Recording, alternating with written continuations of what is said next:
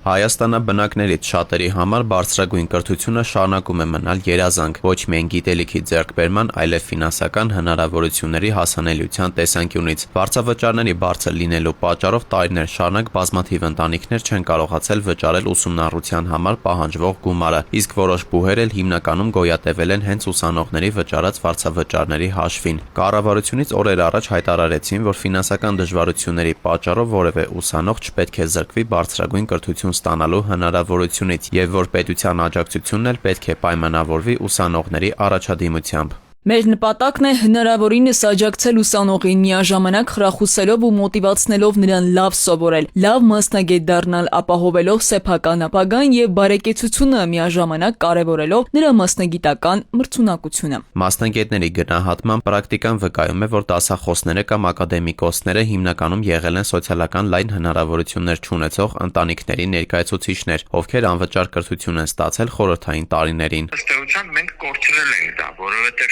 շատերը չեն դիմում բարձրագույն կրթություն ստանալու, որովհետև նրանց ծնողները այդ հնարավորությունը չունեն։ Առավել ևս, երբ որ երեխաները մեր շրջանավարտները գալիս են հեռավոր շրջաններից։ Առաջիկայում ոլորտի պատասխանատուները նախատեսում են նվազեցնել նաև համալսարանների կախվածությունը ուսման վարձավճարներից, ստեղծելով ավելի կայուն եւ որակին միտված համակարգ։ Մասնագետները ընդհանուր առմամբ առաջարկվող փոփոխությունները դրական են գնահատում, սակայն նկատելով, որ բարեփոխման հաջողությունը մեծապես կախված է լինելու ներդրվող մեխանիզմներից ու ֆինանսավորման կառուցակարգից։ Արտասահմանյան փորձը ցույց է տալիս, որ ոչ թե բուր է ստանում ֆինանսավորումը, այլ ստանում է կոնկրետ ուսանողը կրթաթոշակի տեսքով պետության կողմից։ Եվ ուսանողը ինքն է որոշում, օրինակ, առարկաների մի մասը կամ կրեդիտների մի մասը հավաքել մի բուհում, մյուս մասը մյուս բուհում, եւ ինքն է որոշում։ Եթե ինքը ունի կրթաթոշակ, ինքն է որոշելու, թե ինչ ուղով գնա առաջ։ Համակարգը պետք է միաժամանակ ապահովի կրթության մատչելիությունը ու բուհերի ֆինանսական կայունությունը, նշում են մասնագետները եւ հավելում, հակառակ դեպքում կարող են ի հայտ գալ նորանոր խնդիրներ, այդ թվում ֆինանսական ճնշումների հետևանքով առաջանալի գնահատման համակարգի նկատմամբ վստահության նվազում։ Եթե բուհերի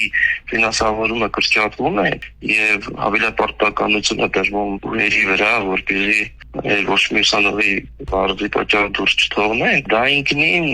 կարող է առաջացնել ֆինանսական խնդիրներ, խնդիրներ եւ կա նաեւ այդ վտանգը, որ արհեստականորեն գնահատական է բարձրացել։ Փորձագետների կարծիքով բարեփոխման վերջնական արդյունքը կախված կլինի նրանից, թե որքան թափանցիկ, հավասարակշռված եւ մրցակցային կլինի ֆինանսավորման նոր մոդելը։ Դավիթ Թադևոսյան, ժամը լրատվական։